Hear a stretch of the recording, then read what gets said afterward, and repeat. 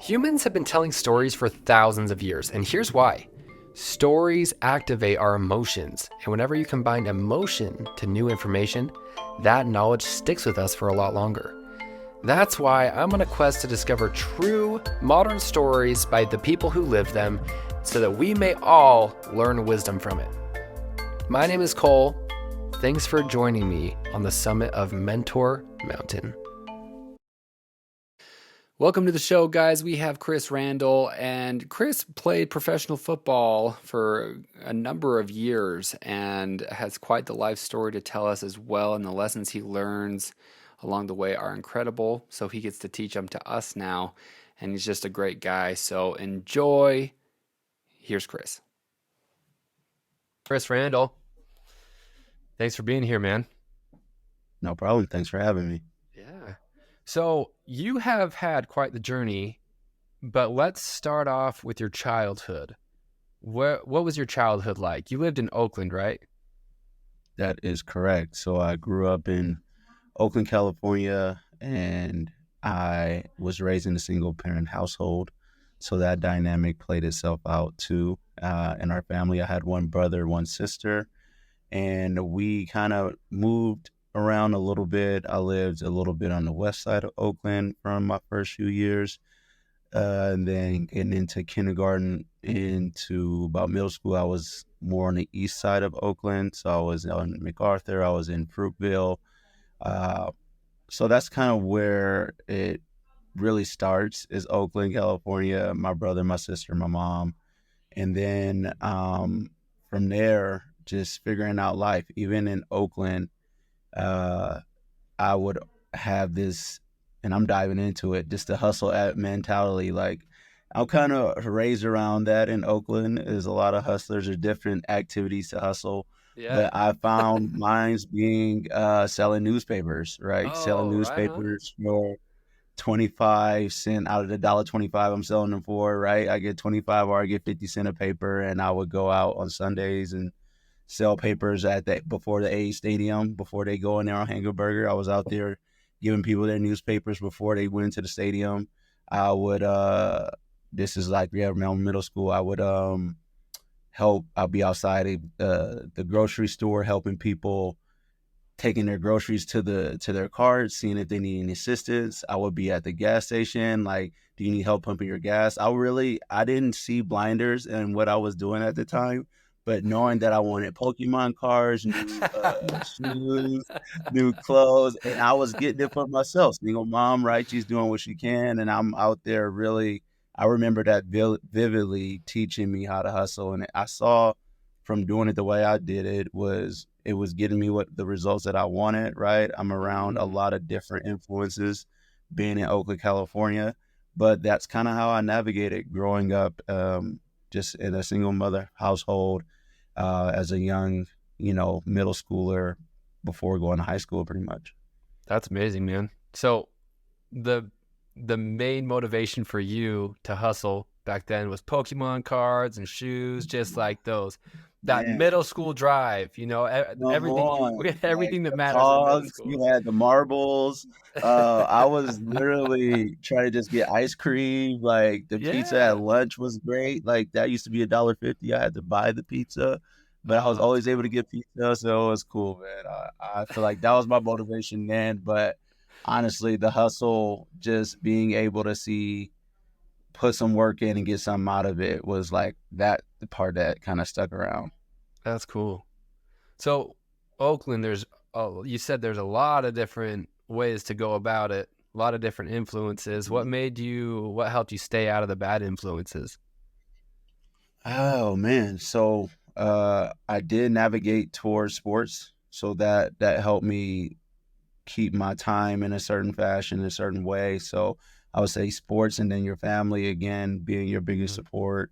Once they see you adapting to something and you're good at it, they're gonna try to protect that for you. So I did have a very good family in that regard where they only want the best for me. Like even to this day, they just riding for me. And I think we always do that for each other as family. So I think my family was a huge influence. And then also just having time allocated to sports, building another community and family in sports where I'm going to their houses and hanging out with their family. So that's more time around, the different community, different exposures, and just overall, I feel like having that net of people kind of also look after you after they see what you can and have potential to do, I think is the overall like key to why I was able to kind of avoid some of those distractions. That's really cool. Your mom Yeah. sounds like a rock. She sounds Oh awesome. man, she made it through. She's still pushing through, like through all the kids, through her own trials of living her life, and now she has the grandkids she's working through. But she's been Nice. our rock. She has definitely been our rock. Oh, that's great. What do you remember any specific moments where you fell in love with sports? Specific moment. I can remember the moment I was going to play basketball instead of football. I know that because my cousins would go out and play Pop Warner football, and I'm like, again, 10, 11 at this point. So I'm like, what? I'm going to go try it. I always played basketball in the playground and stuff like that, but never like organized sports. I think I really started in middle school as organized. But so then I tried football, and I was on defense at the time, and the offensive player, like they wear these visors, but in Pop Warner, they use zip ties to keep the visor on, and then they cut it off. So it's like a sharper edge, right? Oh I don't think man. that's safe. You would get that No. safety code, but I went and tackled the kid, but then I ended up getting gashed in my arm by the visor and ended up getting like 14 stitches in my arm. This is like the second No. day out there. Like, this is not like Oh I've man. been out there for a long time. So from then, I mean, I didn't want to quit, but it's like, I'm not about to do this. I haven't been cut open like that before when you see the white meat and it's just blood. Oh yeah. So that did turn me to playing basketball all of middle school for the most part, for sure. That's when I decided, that's a story and a feeling I remember that did shift me towards basketball. But then, I mean, I'm a football player, so Yeah. ultimately all the basketball guys like we about to go play football. So I'm like, all right, I'll go try it out. So I do remember those two moments is when I decided to play basketball, then I decided to play football. So guide me through that moment that you decided to go back to football. Was there a moment where you're like, okay, I can do this? Well, it wasn't for me. I said, I'm not going to get hit. I'm not going to do the hit. I'm going to be the quarterback. So, And you so were in I was high the school, quarterback. right? Yeah, I was in high school. I never played quarterback, but I'm like, look, I'm not tackling. I'm not getting tackled, but I'll be the quarterback. And I went out there and did the quarterback. We had an undefeated season, and I kept Man. playing quarterback. So that's how it really started. Like I was like, I'm not getting tackled. I'm not tackling nobody. I need people protecting me, and I can run away. Like that's how I it's supposed can to be. run away.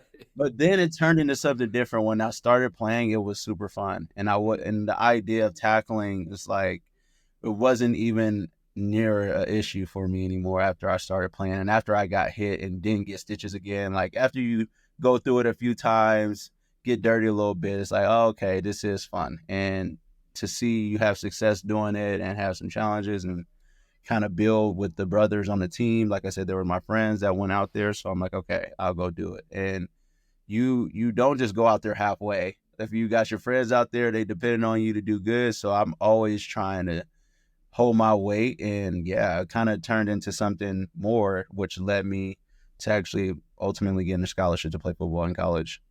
That's so awesome, man.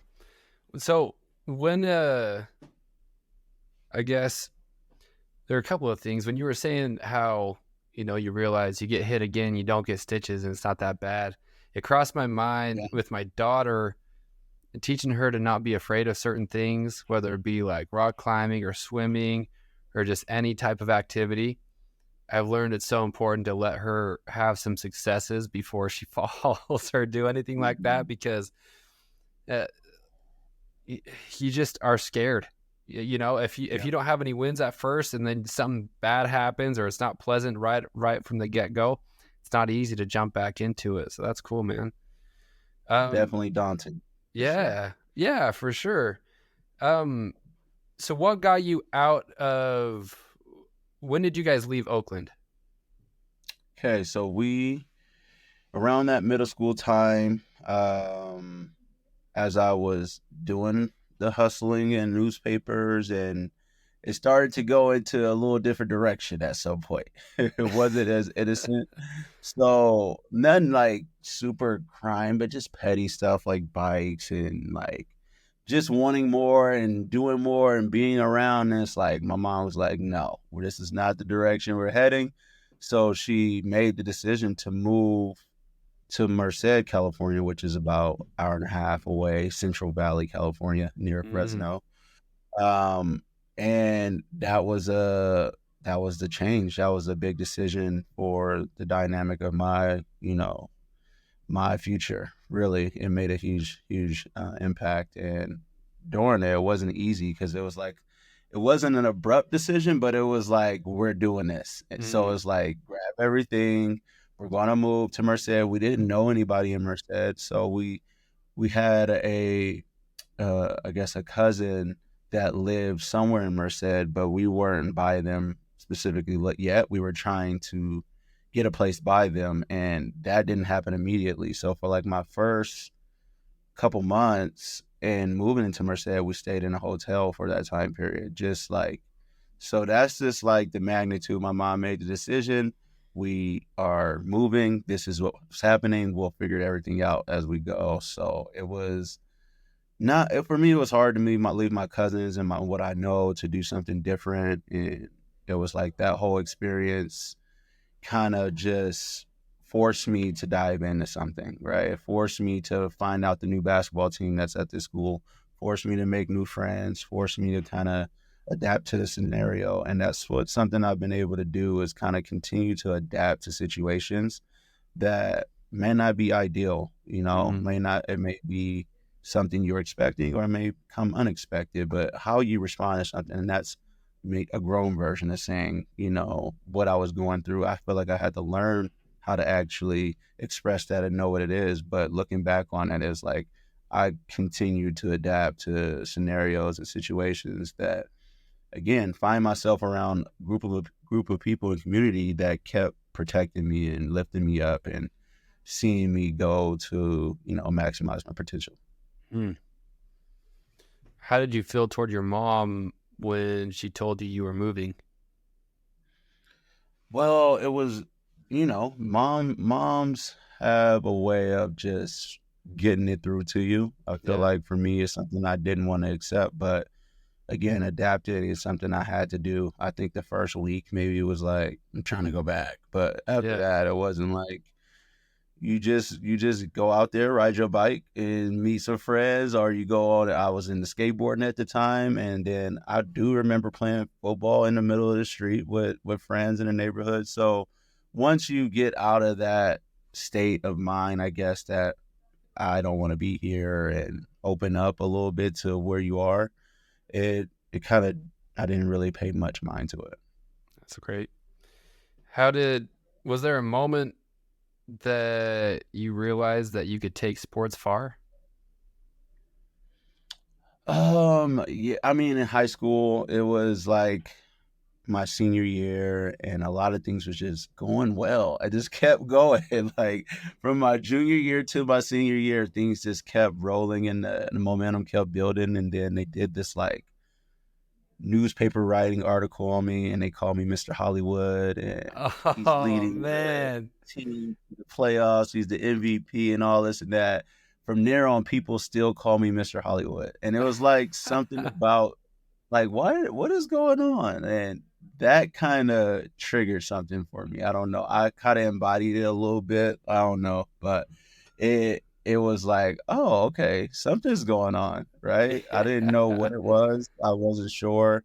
And shortly after, I did receive a scholarship to play football at Division I school at Utah State. So it kind of like, oh, I can do this. Or I was like, I think that's the moment. I think the article, and then also ultimately that senior year, being able to continue to pick up on what I did my junior year and do even more so, was Mhm. like, oh, okay, I could see myself just, and it wasn't like I was looking at, oh, I can go to the NFL or I can go start Division 1. That wasn't even in my mindset, but it was like, I see this opportunity. I know I can do this. Like, I can do this probably anywhere. So that's kind of was my thought. Like, I wasn't, again, I've done it for 4 years. Like, I didn't do it growing up like most of the kids start now at like 8 years old. I have my son who is 5. We've been training since he's been 2, Yeah. right? So Yeah, there you go. I Yeah. started like in high school, and it was like, all right, I could do this, right? I could continue to get better at it. And then, yeah, that opportunity kind of sealed it. Like, all right, I'm gonna try to give it my all at this. Man, that's cool. What was it like coming to Utah, going to Whew. Logan? Good old Logan, man. It was my recruiting trip was my first experience to just a completely different culture than Oakland, and then kind of Merced, and you got Logan, Utah, right? So Yeah. like a lot, it was super snowy.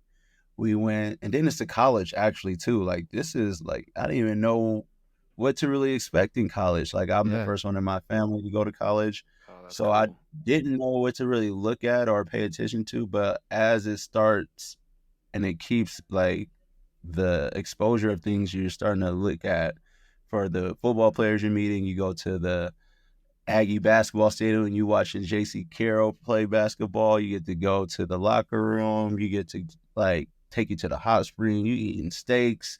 I'm like, what is going on? This is not bad. This is Yeah. okay. So they roll out the red carpet for recruits, and my first experience in Logan, Utah was that. It was amazing, and I did have other offers, but nothing of the caliber of a Division 1. I had some D1 AA, so that just sealed it. My trip was good, and that was my first D1 offer. And yeah, I thought overall, my first experience in Logan was cool, and my overall experience in Logan has been great too. Like, I have no complaints, but the code bitterness, right? That part, That's everybody brutal. will say that is one of the coldest places. It's colder than it is here. And then Salt Lake County, Utah County, it's just a little bit more frigid. But Yeah. you kind of become adapted again. You got to Yeah. adapt and get used to it. So that's kind of what we did when I was in Logan for about 4 years. So what is the key, if any, to adapting to a new culture? Yeah, I just think being open minded is a huge component to adapting. Open minded, being able to see good in things, like, because it ain't gonna all be bad, right? It's not gonna all be good. So finding good in things and then being able to be open minded, I think if you continue to find those rhythms and rhymes, you can kind of navigate to surround yourself on feeling good and getting more successes around things, right? Having things work in your favor as you adapt, because there's going to be things that don't, you know, necessarily go with what you believe in, or it may not make you feel the best, or it just may be something that is not the best opportunity for you. So that's just part of the process too. Like, part of the process adapting is knowing that, all right, I probably shouldn't be over here. I should probably be over there, right? Or Mm-hmm. just getting used to energies. Like, one thing I do pay attention to is kind of the things I can and can't control. So when it comes to just if I'm around an environment where I can be disciplined, right? That's something I want to continue to surround myself with. Mm. If there's an environment where the energy is vibrant and up, that's something I can control, right? I can Yeah. control the circle that I keep, and that's something, again, I had to define that as I made it through this journey of life in these different circles. Like, I've been in Canada, I've been all over the world in different circles. And it's like I have to keep finding the rhyme to why I'm able to move this way. So being able to be disciplined, being able to surround yourself with a certain circle of people, those are the main aspects that you can really, count on. Open minding, finding some wins, and then controlling what you can control from there. I like that. That's helpful. That's great. Yeah, and I'd imagine that, doing all those things, you learn about yourself more, but then there come so and the more that you learn about yourself, the more easy it becomes to go into new environments and figure out faster where you might fit, and finding those things you can control. That's great. Um, so you didn't play quarterback in for Utah State. You Right. you played tight end, right? No, you didn't play tight end. You played defensive Corner. back. Corner. Yep, that's it. Oh Cornerback. man, Yes, sir. corner. Yes, sir.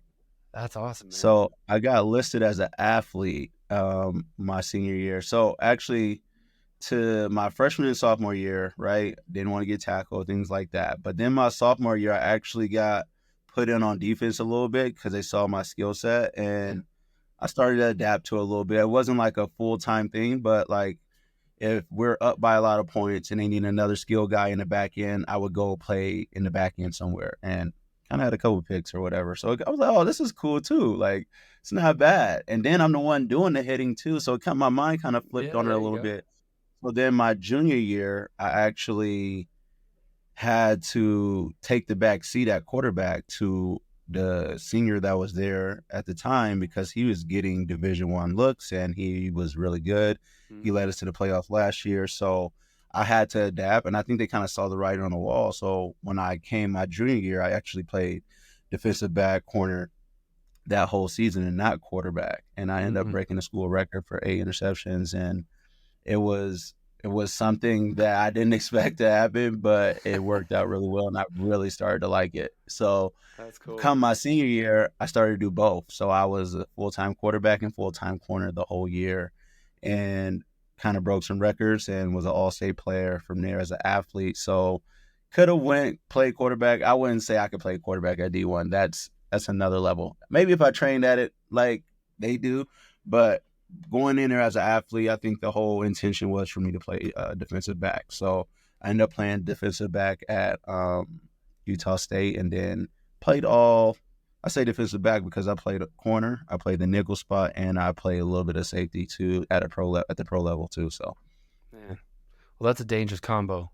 A quarterback that can move. Because you yeah, got to have some legs on you, man. That's cool. that's what it was. And playing quarterback actually helped me at defense because then I could start finding the tendencies of Oh, the yeah. formations of the situation, and if they're aligning certain ways, it's like that's why I was able to kind of read it, and that kind of stuck with me all the way through too. Being able to understand and identify the opposition to almost as good as I know my own position was like one of the kickers. Oh, that's cool. So so coming out of college, how did making it to pro work from college? How did that transition happen? Yeah, that's an experience in itself where you start to get the rhyme of real life. College is Oh, over. yeah. Okay, you have Yeah. to start getting ready for your resume and audition for a job. That's what it is, and that's what the pro day is for. So after my senior year, I did declare to go to the NFL draft. So you get an agent that helps you with that process. I was able to pick an agent, and that was a process too, picking the right agent, the agent that's going to support you financially through your last semester so you can do the proper training, have the proper food, get the proper resources to perform at your best on a pro day, get you lined up with other teams and workouts. So you want somebody that can do that. And there's a ton of agents. And depending on the caliber of player you're going to get this top agent, right? Or depending on if you're barely a guy that's prospect to get drafted, you're going to get that type of agent. So I was a prospect to get drafted, wasn't one of the top guys, didn't get invited to the NFL combine, but I did have 2 pro days, meaning NFL scouts coming to Utah State, and we ran a 40-yard dash, agility drills, back pedal drills, defensive back drills. And, that's something I learned, that you can be able to put your best foot forward without like overstraining to get what you really want. Like for Mm, me, those moments come where you want it so bad. You want it so bad. So I'm yeah. like backpedaling as hard as I can. I'm like, bro, you just need to relax in these moments because that's what your natural state is. So Mm, being able, and again, that's the adapt part again, but that's for my first pro day. I would say I was super tense, super like anxious to perform, training 3 months for this moment. Then I had a second pro day and I felt like I was more at ease, more comfortable, just relaxed, letting the moment come. So being able to kind of find that sense of self through that process was pretty cool. From what I understand, while you're going to these camps, you had reps from the CFL coming to try to recruit you. But at that point, I mean, CFL, you don't hear about that much in the United States. CFL, Canadian Football League. Correct. So how did you feel when you first had a CFL rep come and talk to you? Well, great question. And it happened after, well, my first rep was during pro day. So not only that the NFL teams are there, the CFL teams are there too. And the same response you kind of had there, I'm like, the BC Lions? What? All Lions I know is Detroit Lions. That's the I don't know who the BC Lions. Where is BC? Vancouver. Where's Vancouver? I don't even know where that's at. Sorry. Like, and I'm in college. I should know where it's at. But I didn't know they played football, right? I wasn't aware. So that was my first, like, I'm going to the league, like the NFL. Like I didn't brush them off, not rude, but I just always felt like that's been the goal. The mission is NFL. So once NFL after Dallas Cowboys, I get cut, I'm actually just on the couch. So I end up being a counselor at a group home in that interterm time. So we had the lockout 2011. I went to camp, and then after camp, I was a counselor for like a 4-month span in Sacramento, California. And during that time, I'm working out for Seattle. I'm working out for 49ers. I actually I worked out for Seahawks, and then I also had got a future waivers contract to play for the Chicago Bears the following rookie minicamp. So I had that in place and talking, but then that means I'll be waiting the whole year and I wouldn't be able to be doing anything. And I'm like, is there anything we could do now? And the interest of the Calgary Stampeders and this Canadian Football League was very high. And they were like, look, we're having a rookie minicamp for this upcoming season because the timing of the seasons are way different. The Canadian Football League starts like summer because it gets a lot colder a lot sooner. So they start like May is the training camp, and then June, and then it ends in November. NFL starts more August. So right around that May time, June time, I went out to a rookie mini camp and just learning from the experience I just had in the NFL. I kind of already was putting my better foot forward from that experience, being able to understand the importance of certain things of the game. And I was around DeMarcus Ware, Dez Bryant, Tony Romo, Terrence Newman, these classic, like, well-renowned guys. Legends. And seeing how they move a little bit, I'm like, okay, that's the circle I want to kind of be around anyway. So I'm like paying attention to it. So that comes along with me. And I don't feel like a rookie. I feel like this is like I'm supposed to have this, right? So I go in there with that mind and kind of do some good things, get invited into the actual training camp, do some real good things, and honestly got to play my rookie year and was nominated for a rookie year in the Canadian Football League. So it kind of all kind of rolled in together once the opportunity presented itself, once I got released from the Dallas Cowboys. Right on, man. So backing up with the Dallas Cowboys really quick, what were your thoughts? How did you process it when you got cut from the Dallas Cowboys? Whew, that's a hard one. That one was like, I couldn't process it really well, being that I played football for, I think, 10 straight years. And it's like my first time not playing football. And I was like, what am I supposed to be doing right now? Like, like literally I did not know what else to do. So I would say I went through a phase of just trying to figure out what I'm supposed to be doing. And that was really good in itself because a lot of people don't get to experience that till they're actually done with football, right? So I was a counselor at a group home. I was still training. I was building the habits to still play football. I was still doing it, but also knowing that I can't just be at my mom's house, like Yeah. hoping I get a call back, right? So that happened though. My first couple weeks, I was at my mom's house. Mom was there for me. Like, I'm still thinking like they just gonna call me back because the situation was like, oh, it's between you and another guy, and you know how it works out. Like, we need help in this area right now, so just be ready. We may call you back. So those first couple weeks, I'm optimistic. Like, oh, they Yeah. probably just call me back. I'm still hurt that I'm not there, but I'm at my mom's house. I'm training. But then a few weeks go by, and I'm like, I can't stay at my mom's house, and I don't know if they're gonna call me back or not. So when my resume, use my all my skills from Utah State on the computer, and got a job as a counselor at a group home, and that kind of was like, again, finding a way to adapt to your situation. And for me, I did go through times where it was sad and was upset, like real mad. I don't have football. I don't know what's going on. I'm in limbo. Yeah. But the overall feeling is like I'm going to the league. I'm still about to go for this. Like, that was the underline of it all. So when Calgary did come by and say we want you to play, I was ready to go. That's great. Yeah, I feel like there are just two options there, right? I mean, you keep going or you settle down and find a different route, and man, that's great. So when you went to your first camp with the CFL, what was that like? How did that change your view on the CFL when you experienced that? Yeah. So the rules are different. That's had that the rookie mini camp, but then there's a lot of nuances actually to the game, which makes it a really cool game. I love the game. I'm an honorary Canadian. I always tell people that That's I've been cool. out there long enough where much respect for the culture. Because the Canadian Football League has actually been around longer than the NFL, so they have this game that's been built into their culture for a very long time.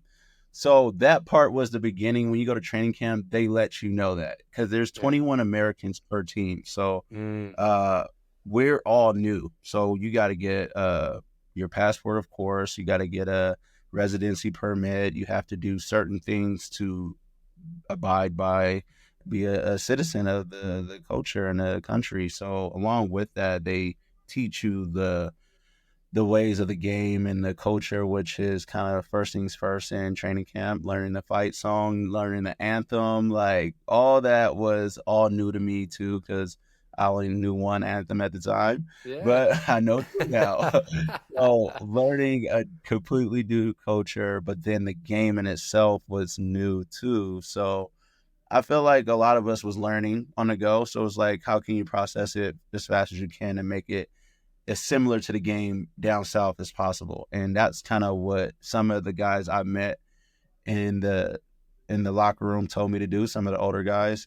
And I was able to build on that from day one to the final day, and learning from training camp in Dallas Cowboys how crucial playing special teams was to your value add really stuck out to me too. So when I was doing those special teams drills, I was going a million miles per hour. I'm telling you, I was not going back home because even though we can have 21 Americans per team, they bring in 40 Americans for training camp. Mm, So it's like you got to make your way every single year. So yeah. it's like, there's no way. Nope, I'm not going back. So if it was just me being special teams, then I'm staying too. Either way it would Yeah. be, right? I feel like in Dallas Cowboys, I had the opportunity to make it in a sense, like through the role of a special teams player.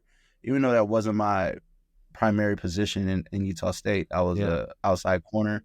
I played special teams like my freshman year, but I didn't play special teams after that. Yeah. So not really being privy to that idea of special teams or having a technique or with about it really to perform at the high level.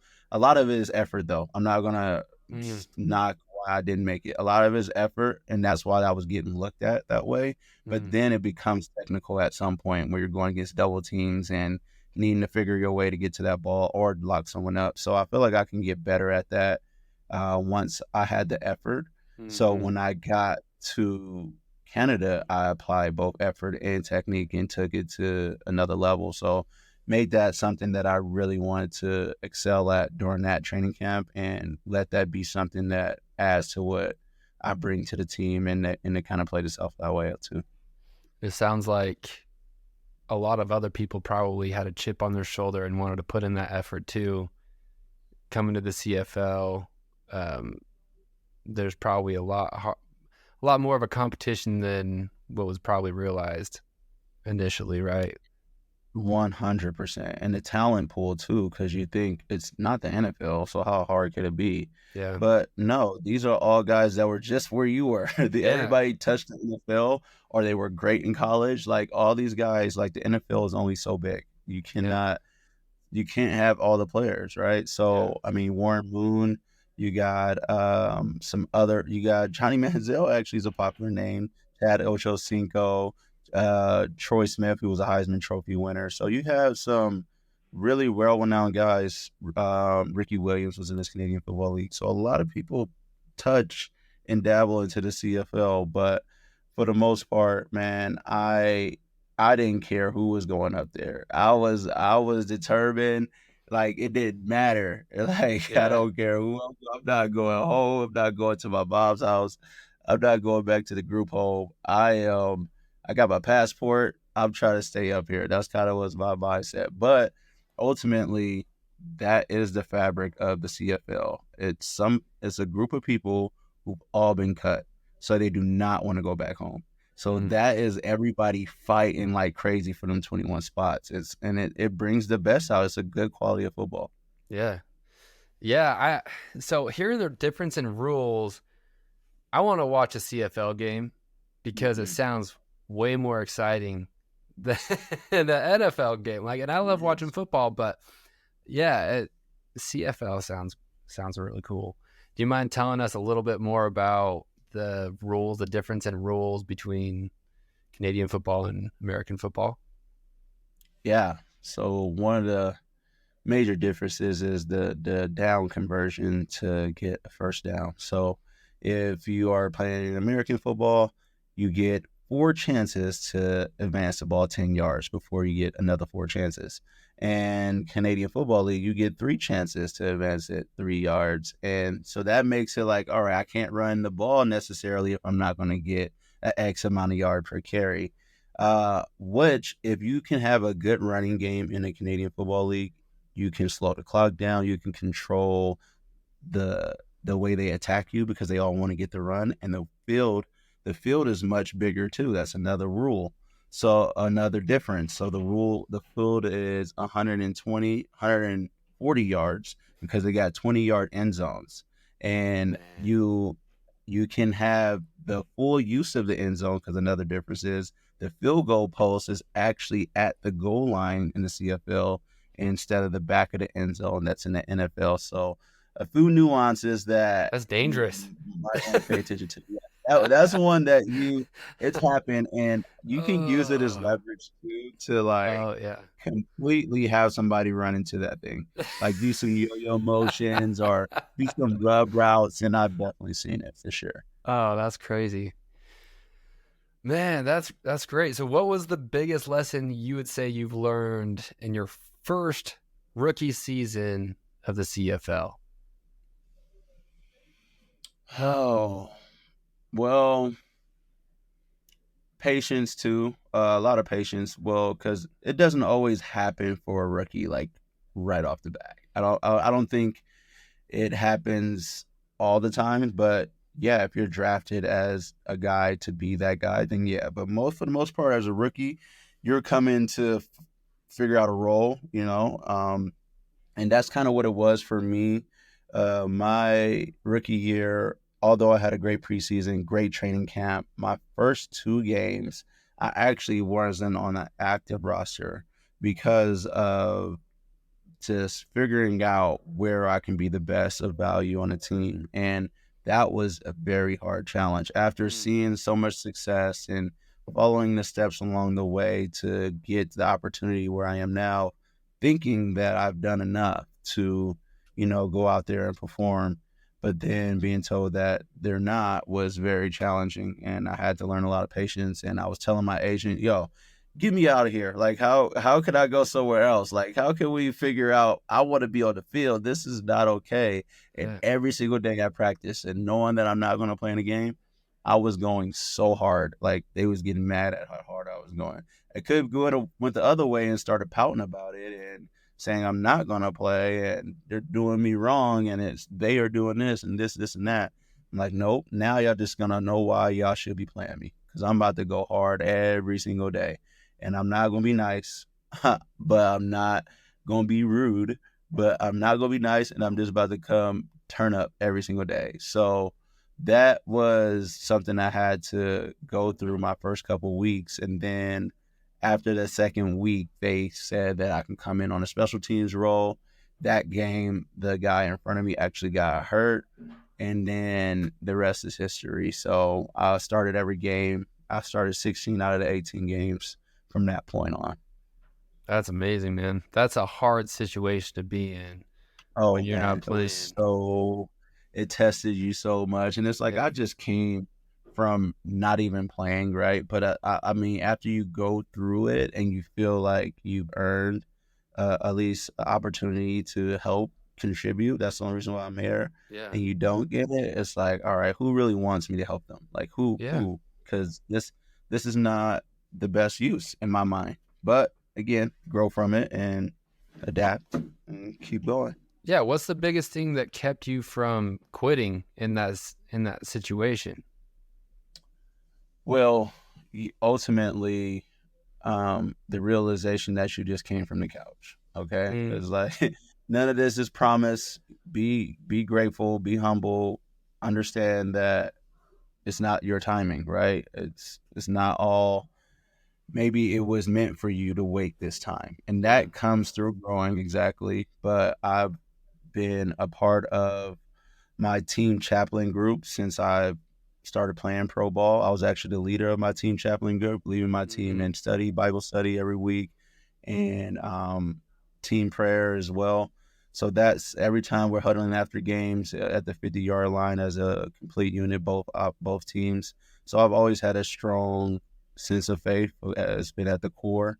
So lean not on your own understandings, right? That's for me trying to figure out like why I'm not playing, why I'm not doing this. And yeah. once I start to like just let the moment happen and just play your role, play your part, and just do it to the best of your ability every time. Like that's kind of been my underline as well to like allow me to stay resilient through setbacks. That's amazing. And I feel bad for skipping over. I didn't really skip over it, but we didn't touch enough on it. You were rookie of the year. Yeah, slight, nothing crazy. We went to the Grey Cup too. We went to the Grey Cup, which is equivalent to the Super Bowl my rookie year, which That's is like amazing. crazy. We had Justin Bieber performing at halftime. We're in Toronto. We end up losing that game by 14 points, and it's a sad story because I played 8 more years, 7 more years, and never went back to the glory game. So Oh, that was a man. to tough one. But great career. Dang. I love it. I can't even look at the Grey Cup trophy like without almost getting a tear. It's like Yeah. so many training camps, so many injuries, so many days away from family, so many workouts, so many film studies, so many travel. It was like it's a lot of commitment, and it really is for the glory, right? It's for your Yeah. best self. Yeah. It's for the fear of like not winning, and then it's the glory. Like Yeah. that's what it is. That keeps you going. There are a few things in life that combine physical toughness, that when you're tested physically and mentally at the same time, that's way harder when you test them separately. When you're in the weight room, great. But when Yeah. you're tested mentally and physically at the same time, that's way harder than in the weight room or just taking like a written test. And especially when you put in so much work and you're mentally exhausted, you're physically exhausted, and you lose. There are lessons that come from that can't be taught any other way. I think that's you really can't even put into words how hard that is. Um, Right. But it sounds like you had an incredible career, to say the least, and people really don't realize how big Canadian football is. How many people would you say are at a game? Oh, easily 30, 40,000 to a game, Yeah, it's depending crazy. on the stadium too. So if you're at the Grey Cup, you're getting, max. It sells out. Like you're gonna get 60. If you're at the VC Vancouver Stadium, you're gonna get about 60,000. Most stadiums seat about anywhere from 30 to 40,000. That's pretty much the capacity. That's crazy, man. What's the biggest lesson you took away from playing professional football? Oh yeah, man. So I was in Canada, living, the dream playing a kid's game for a living. So that was a very fortunate, situation. I feel like that I was able to kind of extend longer than you're supposed to. Like in the Canadian Football League, the average years is 2 Yeah, because, 7 years it's is a kind of lot. revolving. But in the NFL, it's like 3.5, like the average. But the CFL was way more revolving than the NFL. Mm. So to stick around as much as I did, super grateful. I feel like one of the biggest lessons I took away is when I tore my ACL and things slowed down for me a ton. Like that Mm. happened 2016, September 9th. So it was something that I had to grow through, had to really go through and figure out how can I recreate myself in a sense, right? Like going through that process allowed me to get ready for my life after football. So, Mm. or my life in general, how I wanted to see. So, being able to slow down, not have football, being able to ask myself the question what we're going to do with our lives, what we're going to do next, Yeah. um, kind of allowed me to get a mental mindset on what it was like me just looking at myself. I was witnessing what I was doing, being humble in the experience and seeing how can this continue to, you know, be the person you want to be in this life without football. So that's what I kind of been able to adapt to, being able to get my real estate license at that time, be able to then figure out, all right, if I get my license, I'm an independent contractor, which is very similar to NFL player. You got agents, you got training camp where you're still trying to be the best you can be at each and every turn. You got people that's all stars in the game that are doing really well, and there's Mm. blueprints on how to be better. So I think the CFL, the NFL always gave me a blueprint on what I wanted to do. When I looked at Deion Sanders, I looked at Darrell Revis, and I seen Adrian Peterson, who actually tore his ACL and came back. I looked at those things as like always models of how I can be able to achieve similar success. And being able to get my license and be in this industry of real estate, I've been able to try to keep the same systems that I had when I was a football player of just consistency, being able to find people that are going to allow you to, grow and thrive in an environment that is best suited for me. And then also, putting in my work to make sure that I can excel, like that I'm prepared for the game, that I can perform. So a lot of similarities, a lot of crossover from football to what I do now. And I think ultimately having that experience allowed me to be prepared for what I'm doing. That's awesome, man. Well, I believe it. I believe that probably made you an outstanding real estate agent and helping people with that, because that's a big thing that people need help with, and I feel like the field of being a real estate agent, it's has a bad rap because people aren't good enough for it. They don't put in the Right. work that needs to be done, and they don't educate themselves the way that they should. So I think that's cool.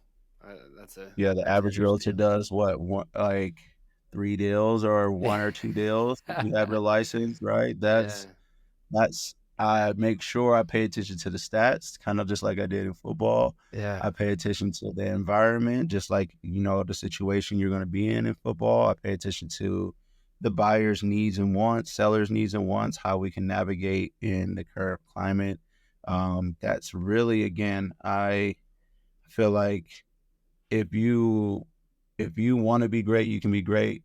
If you want to just be however you want to be, you can be that too. So real estate allows you to do that. The game of football to a certain point allows you to do that. But again, real estate, I take it in high regard, like you just mentioned. It's a serious ordeal, people's biggest investment, and for them to come to someone that they want to trust and rely on, and it's me, I take that in high regard.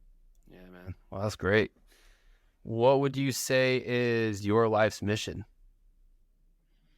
Yeah, man, I've been critiquing this as well, like your purpose, mission, all these things. Like I ultimately want to maximize my potential and be around a circle of people where I can help maximize their potential. So in order to do that, I have to be walking the walk and also helping people walk their walk, right? So that's been allowing me to allow people to achieve whatever dream they see, right? My business, my mantra is achieve dreams. So Mm. I do my best to achieve my dreams and show you the successes that I've had and failures, as we've talked about already, being cut, being hurt.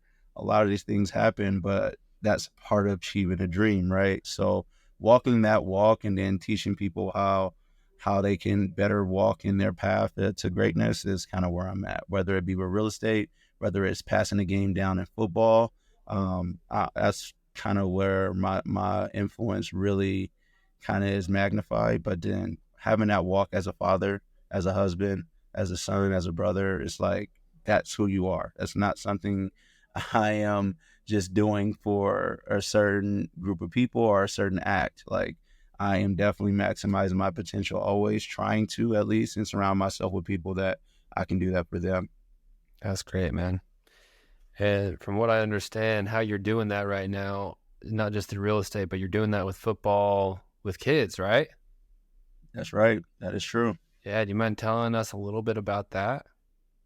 Yeah, man, the game, that leather ball, that pigskin has actually opened my horizons to playing in Canada. Come on, like since having my passport, I've been to about 30 countries. It's like Man. I didn't I didn't even know to get a passport, but Canada presented that to me. The pigskin led me to get a scholarship at Utah State, where I met my wife. Now I'm out here in Utah, so Yeah. the pigskin has just shown its way in my life so many different forms. So I was able to kind of have the opportunity to train some athletes while I was still training to play in the Canadian Football League. That trickled into them telling some friends, and now two turns to 14, and I'm helping like 14 athletes walk their walk. And football is like the game that I've been doing my whole entire life. Like I really know it. So 14's grown into 40 now. So I have about like 40 athletes That's that awesome. I help walk the walk, and it's been such a blessing. It's been something that it allows me to continue to stay true to who I am because I'm talking in a language that I'm so uh, used to, and I can express that to these athletes. And I have to be creative because they're a little younger, and it's just like, are you doing things that you're telling them to do? Like, are you? Because like you can't tell them to Yeah. achieve a dream, work hard every day, do the things when people aren't watching, make sure you're listening and breaking down your strengths and weaknesses. You can't tell them to do all that and then you not do it. So Mm. that keeps me so locked in. It's been like a really rock to what I do and to my business from that standpoint. My athletes and their parents are, it's all encompassing when it comes to what I can do as a value add, especially as their realtor. So if you're going to trust me with your biggest investment, which is your kid, I can also help you with a team of people that can help you with your second investment, whether it be real estate related. So that's something I've been able to kind of cultivate as well, whereas my database has expanded to the athletes that I train. So I just try to trying to build a small community of just, people that are trying to achieve a dream. That's awesome, man. That's really cool.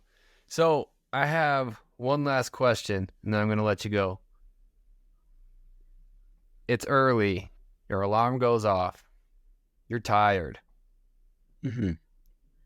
What do you think about before you get the drive to get out of that nice warm bed? What goes through your mind? Oh, good question, man. So for me, it's been different for every period. I feel like I'm in a different period in my life now. So when I was playing, it really was the trophy, like, or my role to, because I'm part of a whole organization that pays you a lot of money, or that the obligation how you provide for your family. Like, oh, I was popping up definitely for the Grey Cup and for the betterment of the team and my role. Now, either that's football is over, it's like, okay, how can, like, you try to set these intentions, right? You try to set, for me, I've always had a coach, and that's something I recommend for anybody because it's changed my life. I feel like part of the influence from coming to Oakland to Merced, I had a coach that guided me through that aspect, and it was more than a coach. It was somebody that would take me in at home and teach me, more than just basketball. So I Mm. had that in high school. I had that in college. Even at a pro level, I had coaches guiding me all the way through. So even now in this phase after football, I have a coach, and there's a direction and there's a line. So when you say your family is the word of the year, you better mean that your family is the word of the year.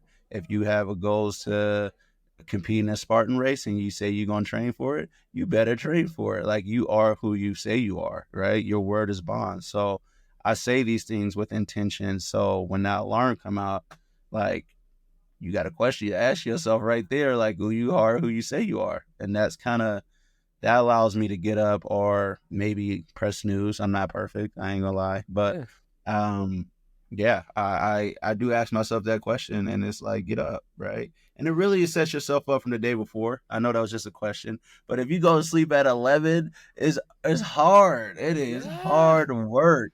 You Yeah. got to be between that 10 is the latest. You got to Yeah. be that 8 to 10 window, right? Yeah. Oh man, the If that best. happens, then we're up and there's no problems. Yeah. The best days always, it's always when you go to bed in like the 9 o'clock hour, maybe even earlier. And the next day is Man. so much better. Oh, it always is. But somehow I always push it to 10:30, Yeah. especially watching sports or something. But Yeah. yeah, I kind of live in that 9 to 10:30 window. If I can stay in there, waking up at 5 isn't that bad. Nice. Right on, man. Well, Yes, Chris, sir. Chris Randle, thank you so much for doing this. I appreciate it. No problem. No problem. Thanks for having me, man. And hey, shout out to you. Shout out to Presidio. I know you don't speak about yourself much, but I think this is, Thank you. even from the initial conversations we had, man, I can hear your intent. I can hear how you are just really curious in getting a certain message out. And I stand for that. So continue to do good work, man. Thanks, man. I really appreciate that. That means a lot. Thanks for watching all the way through, guys. You rock. And if you enjoyed the listen, please leave a review and drop a like if you're listening on YouTube. Subscribe to the channel on whatever platform you listen on, because the channel is just gonna get better and better. It is a new channel, but I'm glad that you enjoyed it so far. And I'll see you on the next one. But until then, just know you just gotta keep moving. That's all you gotta do. Even if you don't know what you're going to do, move. Don't stay still. Okay, bye.